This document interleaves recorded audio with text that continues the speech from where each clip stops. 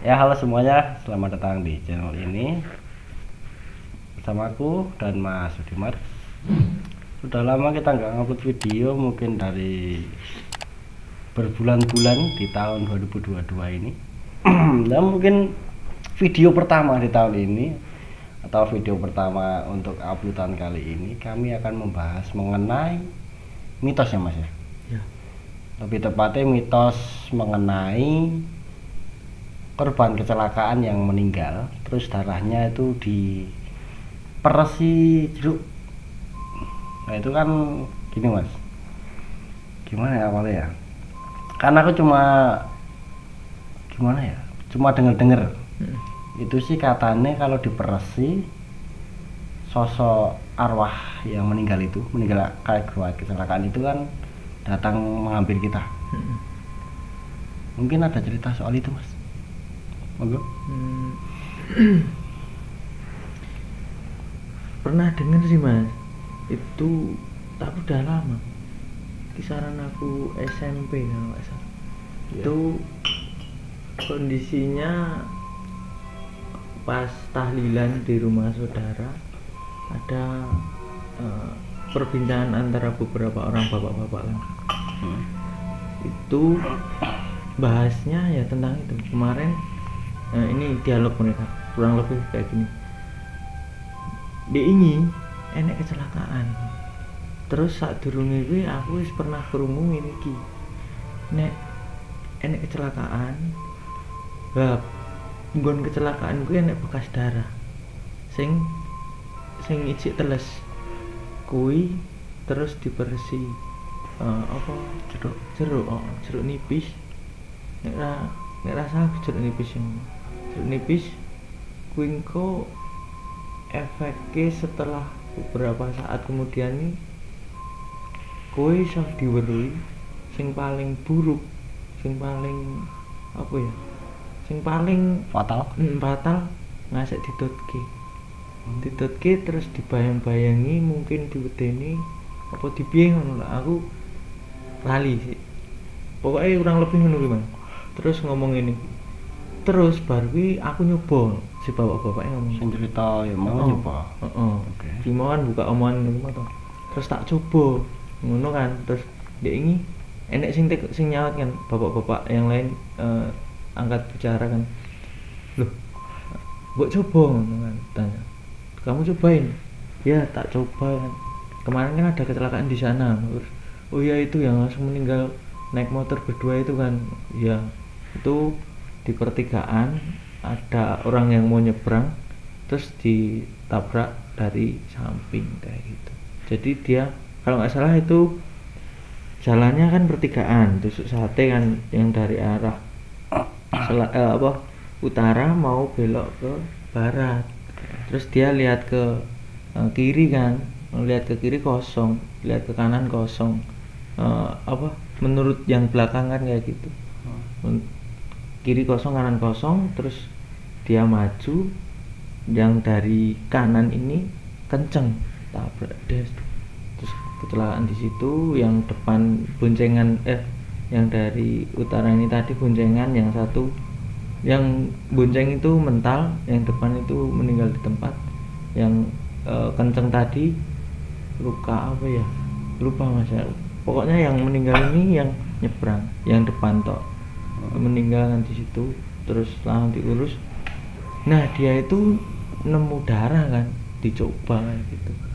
Terus nyoba kan, dia bilang tak coba itu, tak coba pas ada darah. Mungkin orang-orang yang nolong itu nggak sadar kalau masih ada darah di situ yang masih segar kan, diperesin sama dia. Tapi nggak ada yang tahu, dia sendiri nyoba. Entah nyata atau enggak omongan beliau, tapi seingatku beliau itu bilangnya dibersihin.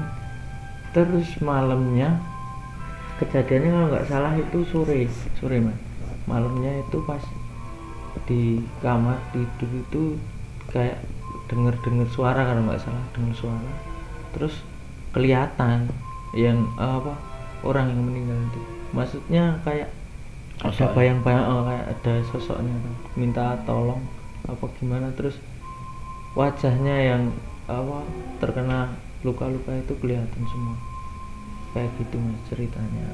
Terus sampai dia minta tolong, ini ceritanya kan minta tolong sama si apa yang berdialog tadi, terus minta saran toh.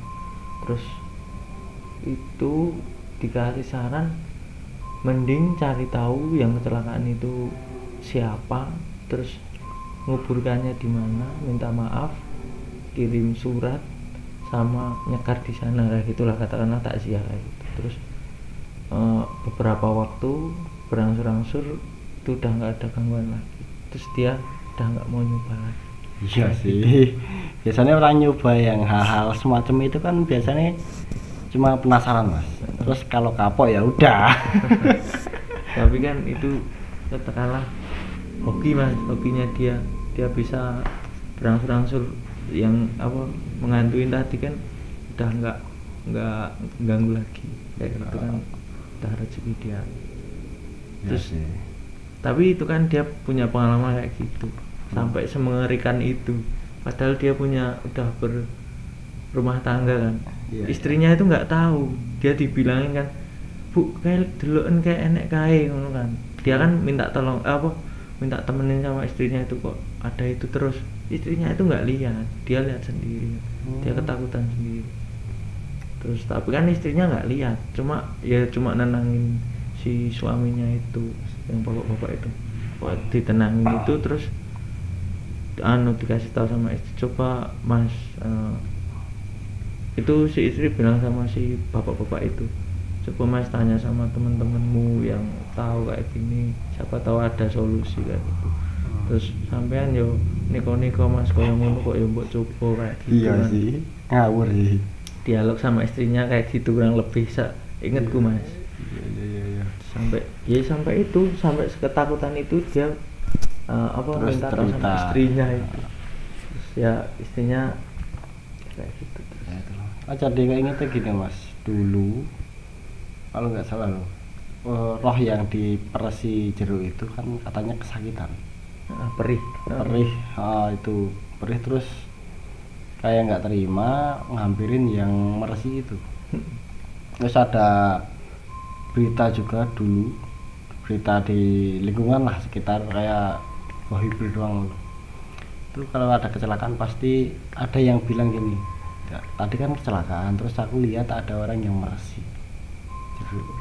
Terus Yo sekilas itu nggak tahu so, tadi ada orang yang duduk di dekat darahnya terus diperesi gitu. Kalau ada yang kecelakaan terus umpamanya ada yang meninggal lagi, umpamanya tanggane lah, jadi oh iya nih kono ini apakah beneran atau enggak kan kita nggak tahu.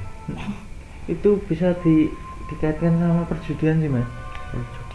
Kayak misal gini, nanti kalau di person ini keluar angka apa, kayak nanti dimimpiin apa kayak gitu, atau dimimpiin pas tabrakan kita lihat plat nomor itu di iya kayak apa nembak nomor kayak gitu. Bisa disangkutnya kayak gitu. Mungkin kan kalau yang punya tujuan kayak gitu dia berani mengambil resiko yang tadi. Kalau yang bapak-bapak ini tadi menurut cerita yang tak denger pas dialog itu, dia cuma penasaran, mosok toh yang ini iso, padahal meninggal kan itu darah udah nggak sama tubuhnya, masa masih kerasa kayak gitu. Terus ya itu minta tolong, terus dia suruh minta maaf gitu. Itu minusnya terlalu pengen tahu, mau penasaran ya gitu. Contohnya aja kalau kita nekat melanggar pantangan atau peringatan soal rumor di sekitar. Contohnya aja di Laut Selatan, nggak boleh pakai hijau-hijau, baju hijau, celana hijau. Pasti ada orang yang pakai kayak gitu terus nekat. Contohnya itulah. Terus kalau umpamanya mau masuk ke makam harus salam. Kadang ada yang buat mabuk.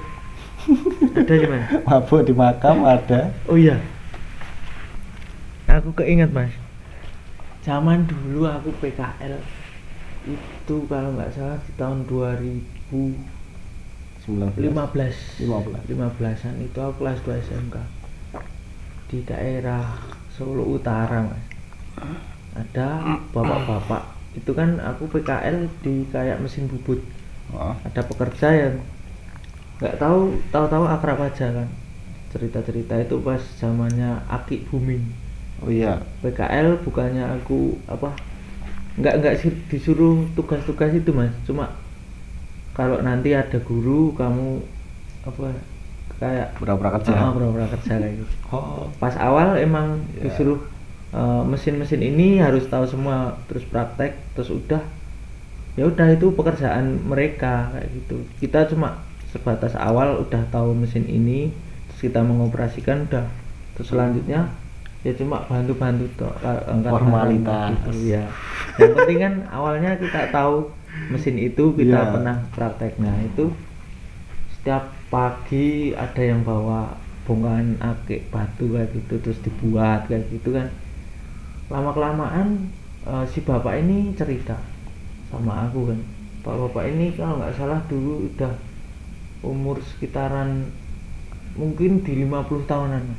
Dia pas zaman dulu mudanya dia itu kan masih di area daerah kita kan daerah Solo ini. Yang tempat tinggalnya itu masih belum perkotaan mas, dulu belum perkotaan, masih ya kayak yang perjudian itu legal, semuanya bebas, kayak ya bebas lah, maksudnya masih bebas semua. Dia itu main ke kayak tempat prostitusi tapi terbuka. Terus singkat cerita itu tempatnya ya kayak pelosok sih mas. Terus dia boncengin si mbak itu, si mbak sama temennya, berarti bertiga kan. Si bapak ini pas masih muda boncengin mbak sama temennya ini. Yang awal emang mereka berangkat berdua, terus mereka itu mau cari tempat, kalau di hotel dulu kan mahal kayak gitu kan. Singkat cerita mereka ke makam. Tahu juga makam ke makam kan. Nah si yang ini bapak-bapak ini yang cerita sama aku itu nganterin 2 orang tadi ke makam. Dia nunggu di depan, katakanlah bergiliran kayak gitu. Yang dibonceng dulu mereka katakanlah ya smackdown dulu. Nah kayak gitu di makam. Terus katakanlah dapat jatah setengah jam kayak gitu ya mas. Kesimbangannya kayak gitu. Udah lewat setengah jam, nah bapak ini masuk ke area makam mau gantian kayak gitu. Singkat cerita bapak ini masuk ke makam, lihat temennya yang laki-laki itu kayak kita kalau tidur kan ngerangkul guling. Dia itu ngerangkul batu nisan kayak gitu, ngerangkul batu ngerangkul batu nisan itu. Ya si bapak yang cerita sama aku itu kaget mas. Terus si temennya ini tadi ketiduran tapi posisi ngerangkul ini, padahal akses di makam itu cuma yang dijaga bapak ini tadi, katakanlah bapak A ya, temanku itu bapak A. Aksesnya cuma dia kan bapak A awal nunggu di, katakanlah ada kayak buat neduh sebelum masuk makam. Cuma itu kan aksesnya. Di luar itu kalau nggak salah pohon-pohon, persawahan atau rawa kayak gitu man. Terus kalau lewat rawa kan nggak mungkin, kalau lewat jalannya kan cuma aksesnya di situ. Terus ini setengah jam dia masuk ke situ, kaget lihat tuh kok aku malah ngeloni kicing kayak gitu, katakanlah dia bilangnya kayak gitu man. Dibangunin sama ini si temanku ini bangunin si B mas yang tadi turun gitu. Itu kan awalnya kan dia sama cewek itu tadi. Iya. Terus dibangunin, loh lah mau nendi kata lah mau yang dimaksud itu yang ceweknya. Lah tadi ini tak rangkul kan, kayak dia bilang loh kok dia kaget sendiri, kok aku merangkul ini matamu kayak gitu kan, bangun-bangun gitu. Terus kaget kan. Iya. Mereka berdua ini langsung keinget lah, berarti ini bukan manusia, terus mereka pergi. Padahal dia bunyian bertiga dari awal, dan menurut ceritanya yang si B ini yang sudah dapat jatah dulu, mereka itu udah melakukan kayak gitu terus sampai ketiduran. Iya, ada kucing. Terus katanya itu ya kayak biasa, udah melakukan kayak gitu biasa di situ, terus dia ketiduran karena kecapean menurut ceritanya kayak gitu. Terus dibangunin sama ini tadi, kok tahu-tahu ngerangkul batu nisan itu. Ngeri sih, tapi kadeli. Itu kalau nggak salah jam tengah malam sih mas, tengah malam belum nyampe tengah malam, mungkin jam 10-11an kayak gitu. Dia cerita sama itu kalau nggak salah di tahun 90-an. 90-an? Iya, 90-an. Gokil. Nah, aku diceritain itu nggak takut mas loh, kan itu siang-siang pas aku PKL kan. Banyak kan bapak-bapak kalau cerita soal kayak gitu kan mesti ketawa mas, nggak mungkin fokus. Dan dan bapak-bapak yang emang bekerja di situ juga itu kan ikut dengerin, dan dia itu juga tahu cerita itu, emang itu di kalangan beberapa teman-temannya itu tahu, dan itu memang benar-benar kejadian kayak gitu. Dan dia ketawa karena dia udah tahu juga cerita itu. Dan yang temanku yang cerita itu kan dia yang melakukan yang ikut di adegan atau action itu, berperan. gitu sih ceritanya. Yalah, mungkin ceritanya gitu mas ya. Iya. Ya, mungkin ceritanya atau pengalaman mistis yang agak teli di video pertama di tahun ini. Ya, terima kasih untuk kalian yang menonton video ini sampai habis. Selamat malam dan semoga mimpi indah.